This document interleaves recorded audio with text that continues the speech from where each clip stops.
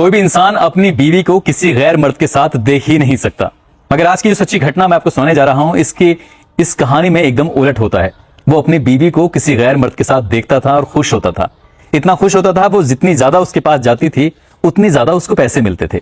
लेकिन यही लालच, यही बात कहीं ना कहीं इतनी बात बिगड़ जाती है कि एक इंसान का कत्ल होता है। वो भी कत्ल इतना भयानक होता है कि न केवल पुलिस वाले बेहोश हो जाते हैं, बल्कि जज भी ये सुनकर हैरान था।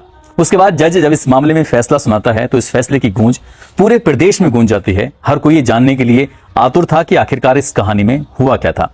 दरअसल बुढ़ापे में एक डॉक्टर को इश्क हो जाता है अपने ही घर की नौकरानी से, और जैसे ही इश्क होता है 1.5-2 साल तक तो बिल्कुल ठीक चल रहा था, लेकिन इसके बाद जो कत्ल होता है वो वाकई बहुत भयानक होता है। आदाब, नमस्कार, सत श्री अकाल, मैं उस्मान सैफी। आज की जो सच्ची घटना मैं आपको सुनाने जा रहा हूं, इस सच्ची घटना है मध्य प्रदेश का एक जिला है होशंगाबाद, जिसको नर्मदापुरम के नाम से भी जाना जाता है। यहाँ की कॉलोनी है आनंद नगर। इस घर में 4 सदस्य रहते हैं, पति पत्नी और 2 बच्चे। बेटा बेटी हैं, दोनों मुंबई में रहते हैं और अपने भविष्य को उज्जवल बनाने के लिए, अपने भविष्य को संवारने के लिए वो मुंबई में ही रहते हैं। लेकिन घर में पति है जो कि पेशे से डॉक्टर हैं और मेडिकल ऑफिसर हैं। जाने माने डॉक्टर होने के बाद इनकी जो बीवी हैं, जिनका नाम सुषमा होता है, सुषमा बुटीक का बिजनेस करती हैं। एक फैशन का बिजनेस है इनका, और साथ ही वो अपने पति से कहीं ज्यादा अपने इस एरिया में अपनी पहचान बनाई हुई थी। और उनका साथ देती थी एक रीनू नाम की लड़की। सब कुछ जिंदगी में ठीक चल रहा था। साल 2017 की बात है। अचानक से ही सुषमा बीमार हो जाती हैं।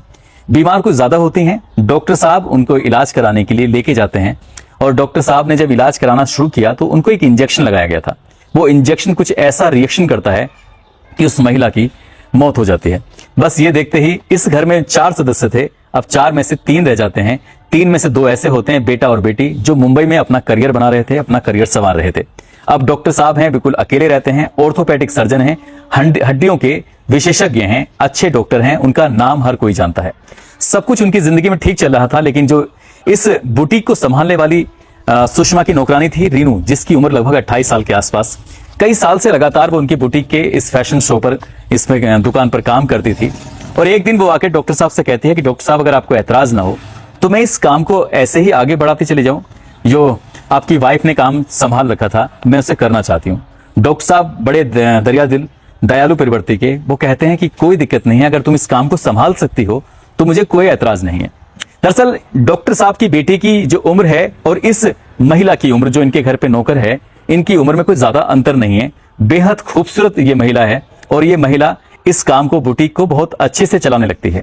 सब कुछ ठीक चल रहा था। डॉक्टर साहब बहुत खुश होते हैं कि बीवी भले ही उनकी खत्म हो गई है, मर गई है, लेकिन बीवी के मरने के बाद भी इस नौकरानी ने पूरे काम को सही से चला रखा है, सही से संभाल रखा है।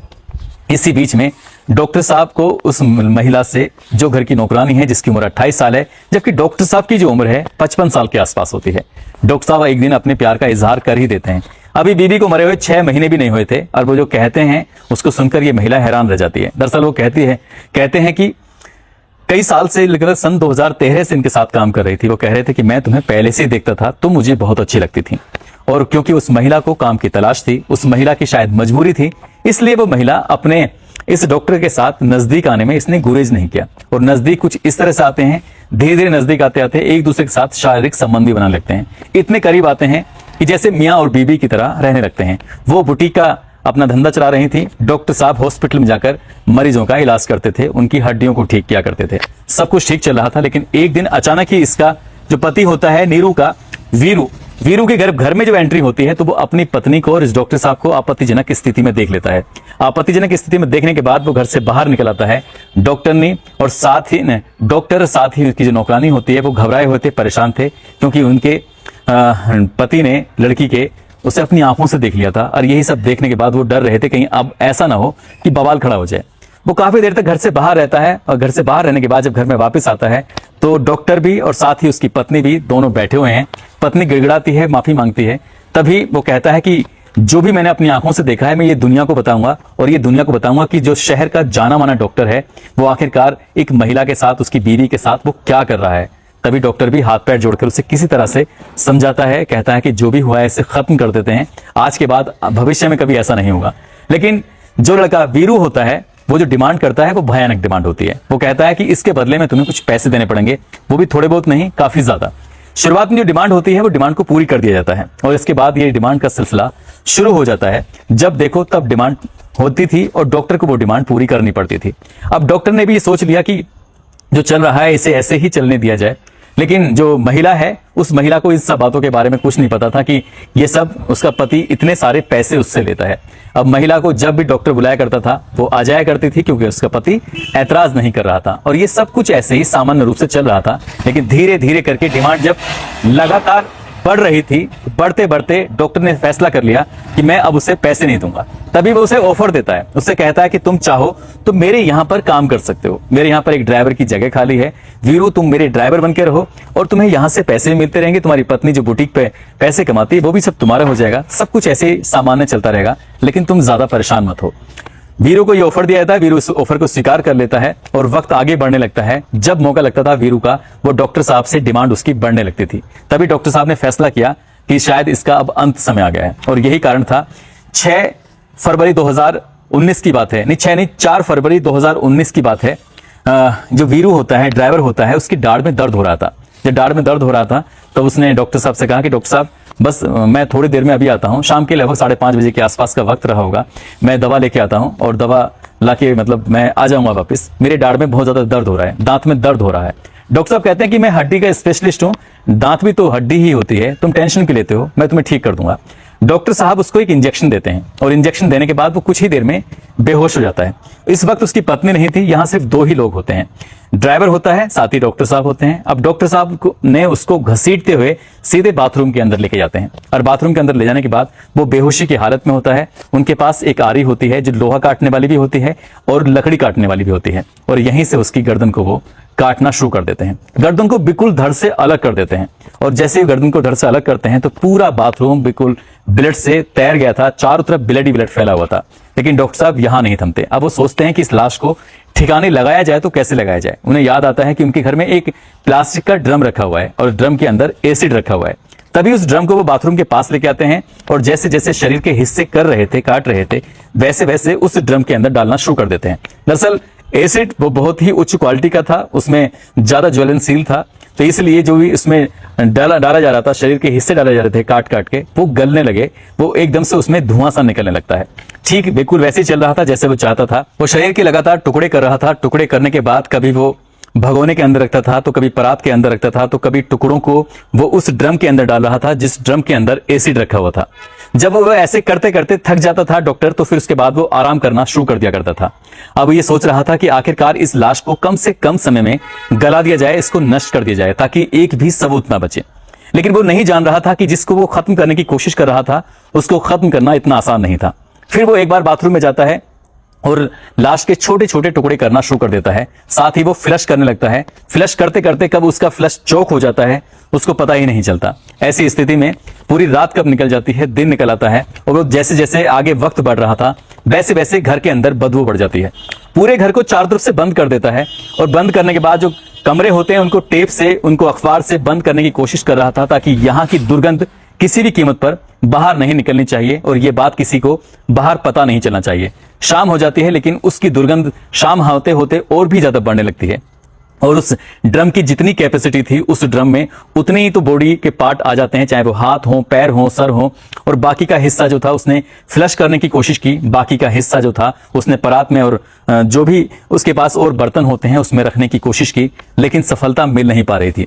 और धीरे धीरे जैसे ही लगभग 20-30 घंटे का सब वक्त बीत जाता है और ये इस घर के अंदर से दुर्गंध बहुत ज्यादा बढ़ने लगती है, तो फिर आसपास के लोगों का जीना मुहाल हो जाता है। लोग समझ नहीं पा रहे थे कि आखिरकार ये दुर्गंध आ कहां से रही है। जो सबसे नजदीकी घर होते हैं, नजदीकी घर वालों ने आसपास निकलने के बाद एक दूसरे से पूछा कि भाई ये दुर्गंध कहां से आ रही है, क्या बात है। जब सब लोगों ने एक दूसरे को जवाब दे दिया तब इस डॉक्टर का दरवाजा भी खटखटाया जाता है। डॉक्टर से भी पूछने की कोशिश की जाती है लेकिन दरवाजा अंदर से बंद होता है, इसलिए डॉक्टर साहब आवाज नहीं लगाते हैं। जबकि घर के अंदर से तरह तरह की आवाजें भी आ रही थी, काटने की, पीटने की, किस तरह से सामान को इधर से उधर करने की।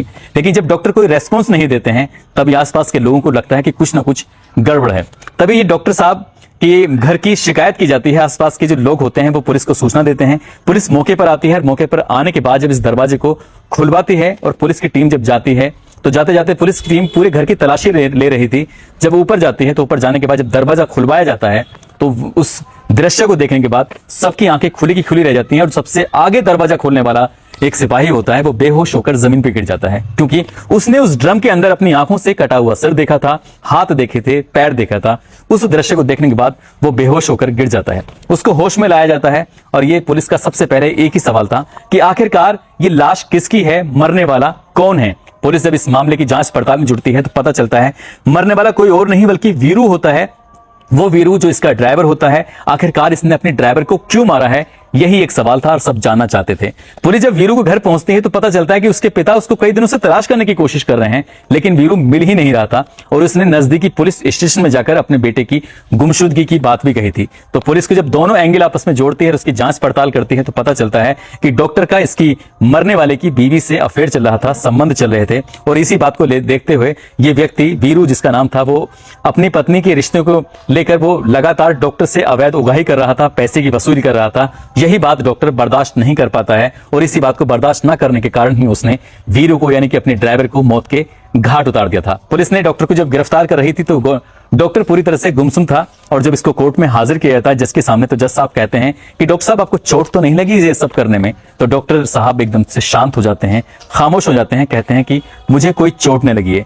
फिर भी जज साहब पूछते हैं कि आखिरकार तुमने इसके इतने छोटे छोटे टुकड़े किए, क्या संख्या बता सकते हो? तभी डॉक्टर कहता है लगभग 500 टुकड़े किए होंगे। कुछ टुकड़े फ्लैश कर दिए हैं, कुछ टुकड़े उस एसिड से जलाने की कोशिश की गई थी, लेकिन उस सबूत को मिटाने में वो मिटा नहीं पाता है। जब सबूत नहीं मिट पाते हैं तो आखिरकार उसको जेल जाना पड़ता है। लगभग 2.5 साल के बाद जब इस मामले की चार्जशीट कोर्ट में दी जाती है, ट्रायल चलता है, उसके बाद फिर जज साहब फैसला सुनाते हैं।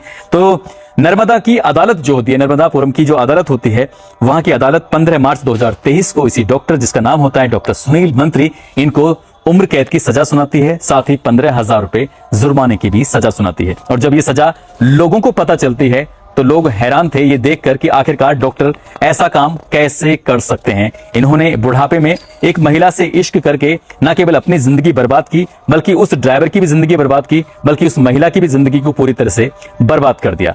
दोस्तों, इस पूरे घटनाक्रम को सुनाने का उद्देश्य किसी को परेशान करना नहीं है, किसी का दिल दुखाना नहीं है, बल्कि आपको जागरूक करना है, आपको सचेत करना है। और जाते जाते आज हर्षल बेंद्रे हैं, इनका जन्मदिन है, इनको जन्मदिन की बहुत सारी शुभकामनाएं। साथ ही संजय प्रजापति हैं, इनका भी आज जन्मदिन है, इनको भी जन्मदिन की बहुत सारी शुभकामनाएं, बहुत बहुत मुबारकबाद। दोस्तों, आप सब लोग अपना ख्याल रखें, सुरक्षित रहें। जय हिंद, जय भारत।